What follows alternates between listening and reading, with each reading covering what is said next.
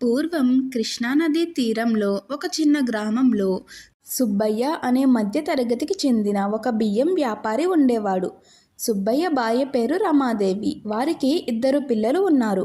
సుబ్బయ్య సమీపంలో ఉన్న మండలానికి వెళ్ళి బియ్యం తక్కువ ధరకే కొనుగోలు చేసి తన ఇంటి ముందు గుడాంలో నిల్వ చేసేవాడు.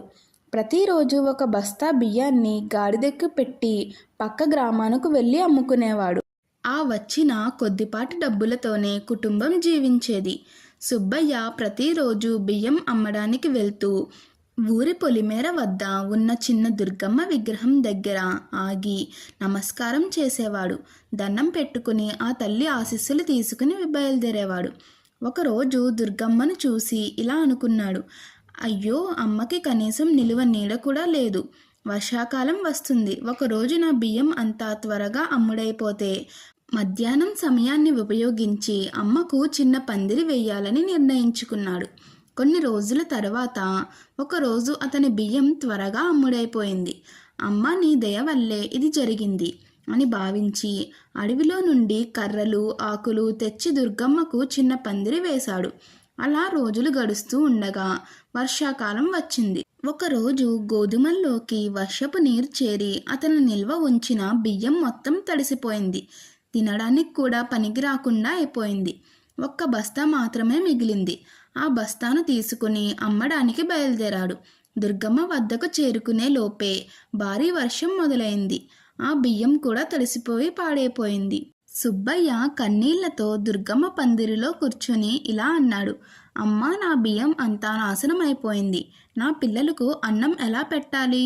ఇంక నేను బ్రతికి ఏం ప్రయోజనం? ఇలా అంటూ బాధపడుతూ ఉన్నాడు. అప్పుడు దుర్గాదేవి ప్రత్యక్షమైంది. సుబ్బయ్య, నేను ఉన్నాను కదా, నీకేమీ కాదు, నీకు మంచి రోజులు వస్తాయి అని ధైర్యం చెప్పి ఆమె ఒక గంట ఇచ్చి ఇలా చెప్పింది, ప్రతిరోజు ఒక్కసారి ఈ గంటను మోగిస్తే 5 బంగారు నాణాలు వస్తాయి. కానీ ఈ రహస్యాన్ని ఎవరికీ చెప్పకూడదు అని ఇలా చెప్పి అక్కడి నుంచి దుర్గమ్మ అదృశ్యమవుతుంది. అప్పుడు సుబ్బయ్య దుర్గమ్మకు కృతజ్ఞతలు చెప్పుకుని ఆ గంటను తీసుకుని ఇంటికి బయలుదేరాడు. అప్పటి నుంచి సుబ్బయ్య ప్రతిరోజు గంటను మోగించేవాడు. 5 బంగారు నాణాలు పొందేవాడు. 3 బంగారు నాణాలను ఖర్చు పెట్టి మరో 2 నాణాలను దాచుకునేవాడు. కొన్ని సంవత్సరాల తరువాత దాచిన డబ్బుతో సుబ్బయ్య ఒక బియ్యం దుకాణం ప్రారంభించాడు. మరికొంత డబ్బులతో దుర్గమ్మకు చిన్న గుడి కట్టించాడు. ఒకరోజు అతని భార్యకు గంట మహత్యం తెలియక పాత సామాన్ల వాళ్ళకి అమ్మేస్తుంది. సుబ్బయ్య అది తెలుసుకుని బాధపడతాడు.